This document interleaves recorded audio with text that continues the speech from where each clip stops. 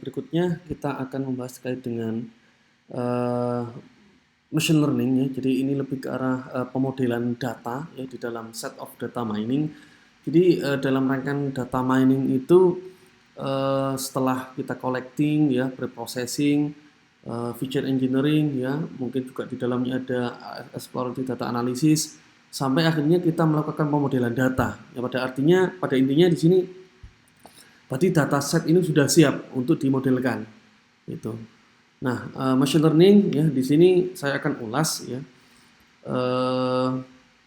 Sebelumnya mungkin ada outline-nya dulu ya. Sebelumnya itu ada introduce AI ya, searching, reasoning, planning, learning. Lalu ada introduce machine learning, supervised learning juga unsupervised learning. Nah, saya akan mencoba untuk mengoverview langsung ke fase learning ya, karena di dalam IA itu memang cukup banyak sih variansinya, ada searching, reasoning, planning. Nah, dan kita yang ada di fase learning ini yang memang menggunakan dataset ya, dataset untuk dilakukan proses pembelajaran dalam sistem itu sampai akhirnya dia nanti mampu memprediksi gitu. Ya, nanti kurang lebihnya berkaitan dengan introduce EA yang akan kita sampaikan lebihnya di secara luring ya di kelas. Yang akan kita sampaikan secara singkat dan secara 15 menit ini kita akan coba membahasnya langsung ke learning ya.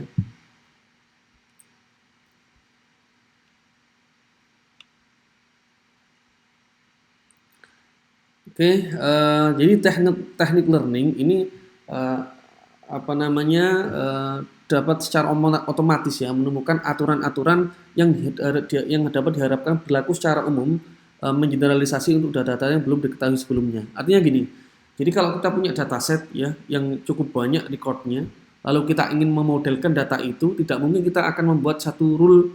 Misalnya kita punya record 1000, lalu kita akan membuat modelnya dengan 1000 rule, 1000 aturan misalnya. Itu tidak efisien ya, cukup memakan waktu. Ya, tidak mungkin kita menggunakan IA mode if else, conditional if else ya. Lalu kita buat variabel-variabelnya. Jika umur sekian dan jenis kelamin sekian maka dia akan diprediksi ini. Jika ini maka ini, jika ini dan ini dan ini maka ini. Maka akan membuat kompleks ya hasil rule yang dibuat nantinya. Nah, kenapa fase learning ini di dalam machine learning itu akan bisa diefisiensikan. Sebagai contoh, misalnya saya punya dataset ya tentang mengkategorikan ini apakah mamalia atau insekta misalnya. Dan saya punya nama hewan, gajah, kanguru, kalajengking dan seterusnya. Dengan fitur-fitur berikut ya, ada jumlah kaki, ukuran tubuh, cara melahirkan dan seterusnya. Kalau kita berpikir secara teknik-teknik yang searching, reasoning dan juga planning, maka kita akan membuat aturan seperti ini. Untuk record pertama, maka kita buat ya aturan pertama, jumlah kaki sama dengan 4, ukuran tubuh sama dengan besar, dan cara melahirkannya itu beranak, maka akan dikategorikan mamalia misalnya.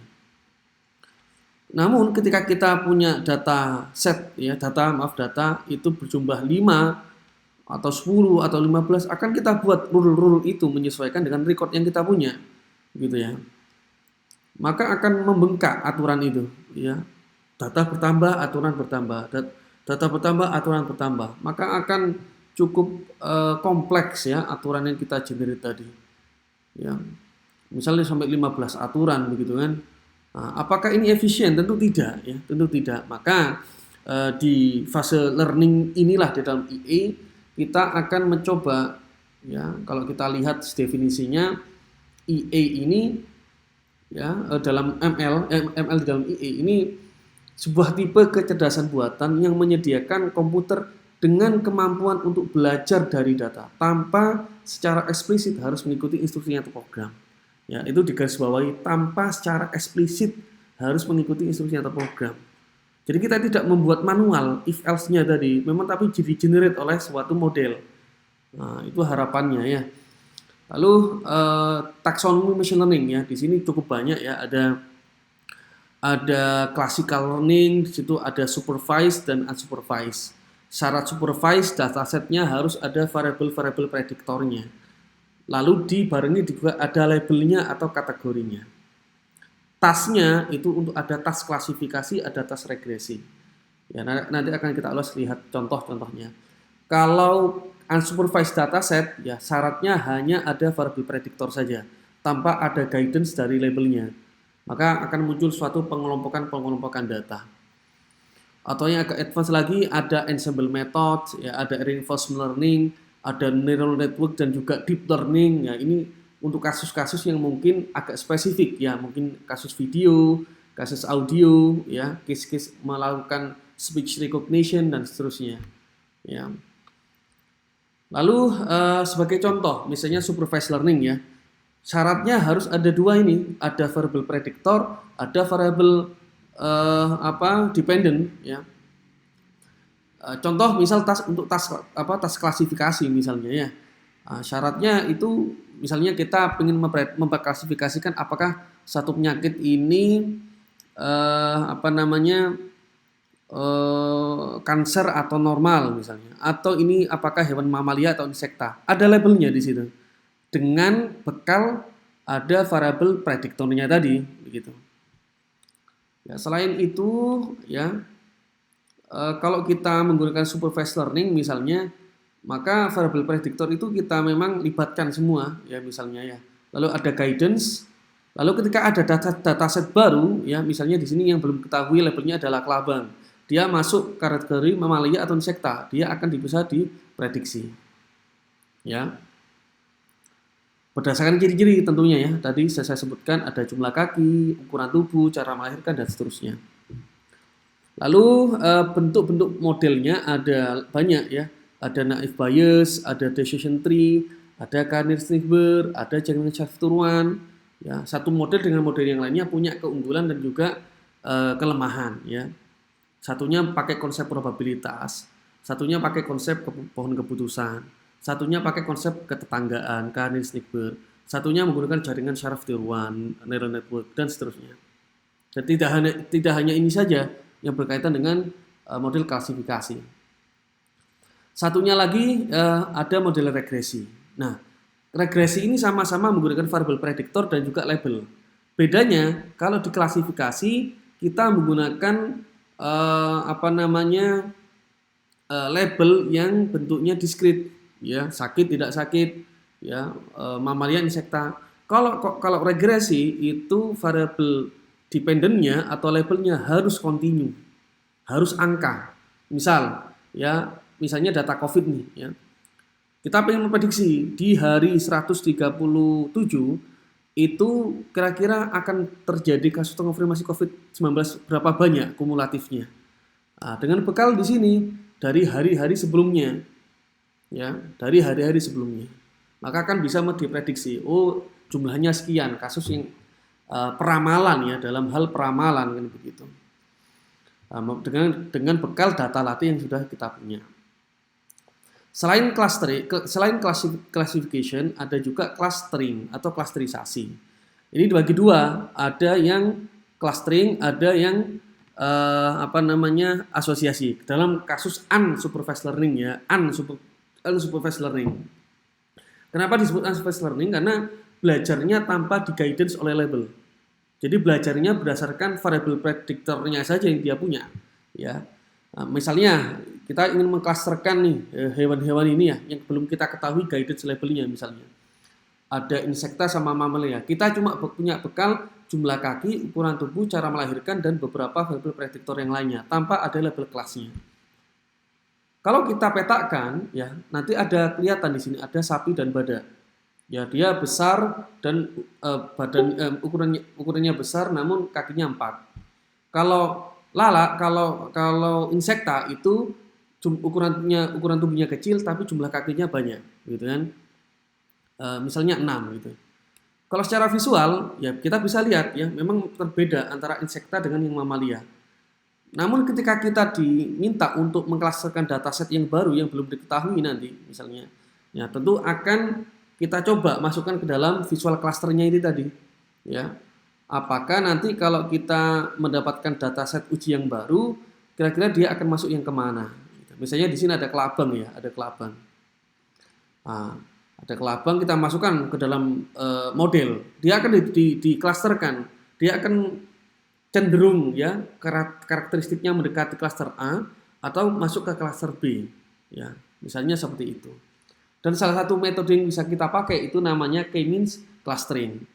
Nah, ini nanti lebih mendalamnya akan kita sampaikan di kesempatan berikutnya ya, bagaimana teknis K-means clustering. Pada intinya kalau K-means clustering ini akan menggunakan kemiripan jarak ya, kedekatan jarak. Jadi semakin dekat, semakin kecil jarak antar suatu item data dengan item yang lainnya, maka dia akan dijadikan dalam satu cluster.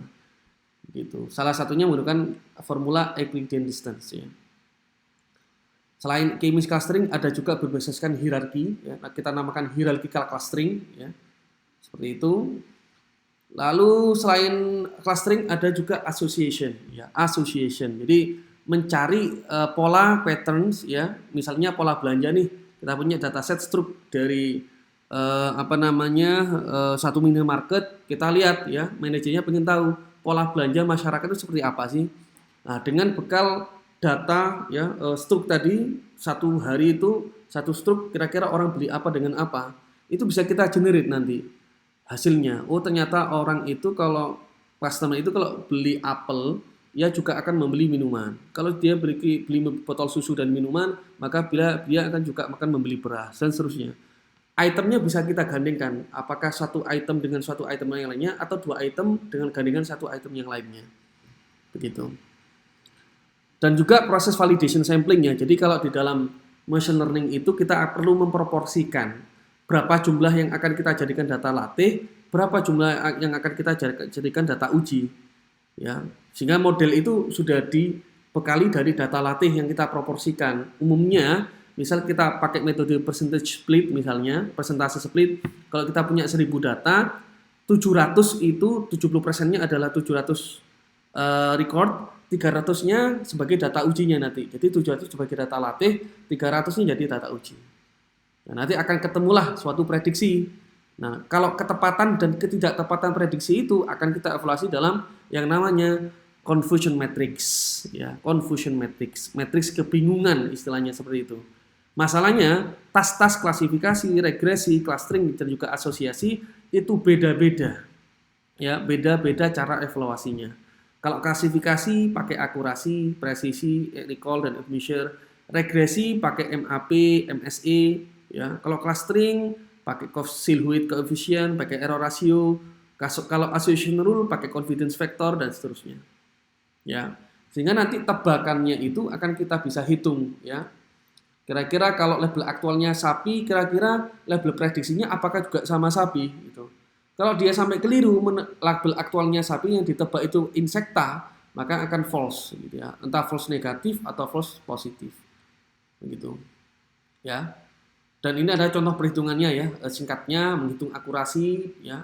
Misal yang benar itu dia tebakannya benar untuk menebak sapi dan insekta itu 70 plus 80. Dijumlahkan lalu dibagi dengan total ya, yang salah maupun yang benar. Ketemu akurasinya 96,77%. Nah, ini akurasi ya. Selain akurasi ada presisi, ada recall yang memperhatikan ya, ketepatan ya atau ketidaktepatan terhadap penebakan label yang sapi, atau memperhatikan ketepatan atau ketidaktepatan untuk memprediksi label yang insekta gitu, dan seterusnya ya. Ini adalah contoh evaluasi confusion matrixnya gitu ya. Oke, baik, itu saja untuk overview ya, 15 menit untuk materi tentang data mining menggunakan tentang machine learning.